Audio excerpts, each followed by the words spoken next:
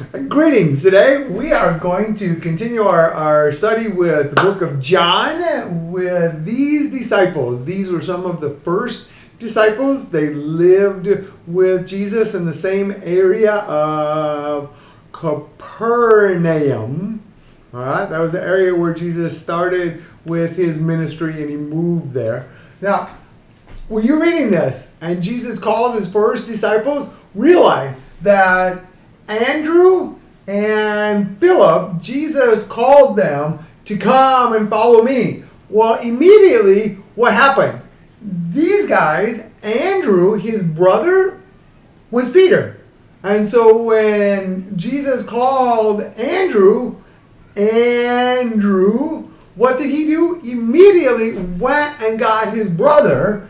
And Philip also went and got Nathanael and brought them to meet Jesus. And so I think it's an awesome example for you and I. When we talk with people and they want to follow Jesus, first thing to do is what? Is encourage them to go and find their friends and their family and bring them to meet Jesus. And so this here, when Jesus calls his disciples, realize that. Now, when you're studying this, I want you to realize, first of all, we talked about Capernaum, and you realize that Jesus lived there, and that was his base for ministry. So when you talk about Jesus living, remember Bethlehem, and then they went up to Nazareth, then they went to Capernaum, and that's for the 3 years of his ministry, where really that was from there. So that's one.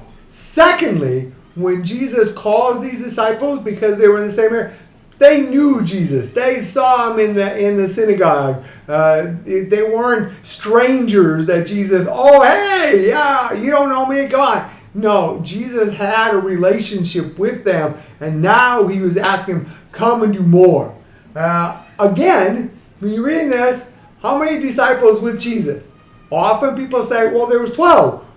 Yes, there were 12, but then he also had the 72, and they had more. When you talk about in the New Testament, when they replaced Judas, they said they picked from the disciples that had been with Jesus from the beginning.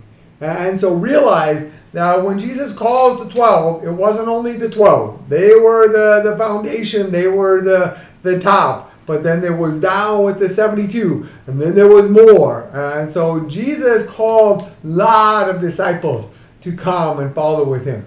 So I thank God you are his disciple. And I pray God will continue to guide you and that you, the same as them, will continue to recruit, ask other people to come and meet Jesus.